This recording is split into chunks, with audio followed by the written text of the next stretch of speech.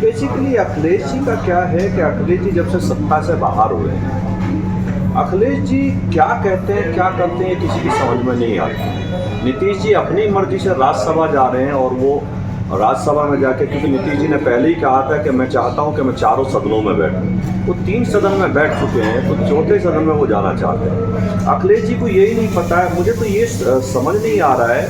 देखिए, मैं हमेशा से कहता हूँ अखिलेश जी अब कभी सत्ता में नहीं आ सकते। वो मुगल काल के आखिरी शासक थे, जो मुगल काल 12 से 17 था उसके आखिरी शासक थे। वो कभी अब सीएम नहीं बन सकते, इसलिए उनकी वो क्या कहते हैं क्या करते हैं उस पर छोड़ दीजिए। वो कुछ ना कुछ कहते रहते हैं, कभी वो ईवीएम खराब बता देते हैं, कभी वो वोटर लिस्ट में गड़बड़ बता देते हैं। वो कुछ ना कुछ जुगाड़ लगाते रहते हैं। जैसे उन्होंने एक पीडीए बनाया, मैंने पीछे बताया भी था। पीडीए की फुल फॉर्म शायद आप लोगों को नहीं पता है, मैं बता देता हूँ। पीडीए की फुल फॉर्म उनके की है पाकिस्तान डेवलपमेंट अथॉरिटी। इसलिए उनका पाकिस्तान प्रेम, उनका मुस्लिम प्रेम, उनका यही चलता रहता है, बाकी उनके पास कुछ नहीं। अब छोलिया हो या लोबिया, सफेद चने या काले चने, सब कुछ मजेदार बने।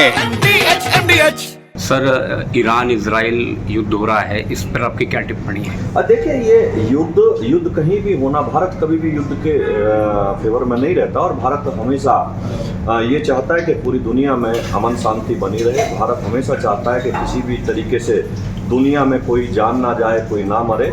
लेकिन दुर्भाग्यपूर्ण ये युद्ध हो रहा है, तो देखिए अब क्या होता है। सर, टीएमसी के सांसद कहते हैं बाबरी मस्जिद बनाएंगे फिर दोबारा। इस देश में तो बाबरी नहीं बन पाएगी, एक ईंट भी इस देश में बाबर के नाम पर नहीं लग पाएगी। अगर एक ईंट लगाने की कोशिश करी तो वो नींव भरने से पहले खोद दी जाएगी, ये मैं दावे के साथ कहता हूँ। 2027 के चुनाव के मद्देनजर क्या कहना है आपका? 350+ सीटों के साथ भारतीय जनता पार्टी सरकार बनाएगी। उत्तर प्रदेश से जो गुंडा राज साफ हुआ है, उत्तर प्रदेश में जो विकास हुआ है, मैं अभी मुरादाबाद में आया, मैंने देखा कि मुरादाबाद से मुझे नहीं लग रहा था। मुरादाबाद मुझे लग रहा है कि मैं विदेशों के शहरों से अगर इसकी तुलना करूं तो वो ज़्यादा अच्छा होगा। लोगों ने मन बना रखा है कि फिर से भारतीय जनता पार्टी को लाना है, तीसरी बार फिर से भारतीय जनता पार्टी की सरकार बनानी है। सर, आज आप इंद्रजीत जी और गौरंग जी के कैफे के उद्घाटन में आए हैं, क्या कहना चाहेंगे? देखिए, पहला सवाल आपने बिल्कुल कोई ढंग का पूछा। मैं, इंद्रजीत मेरा भतीजा है, और भतीजे ने और भतीजे की पत्नी ने, दोनों ने मिलकर ये कैफ़े खोला है। मैं बधाई देता हूँ उन बच्चों को कि आपने इतना अच्छा काम और इतना सुंदर काम किया है। और इस कैफ़े में आप देख रहे हैं, मैंने अभी कॉफ़ी पी है, अभी केक भी खाया है। ये टेस्ट के साथ साथ लोगों के हेल्थ का ध्यान रख रहे हैं।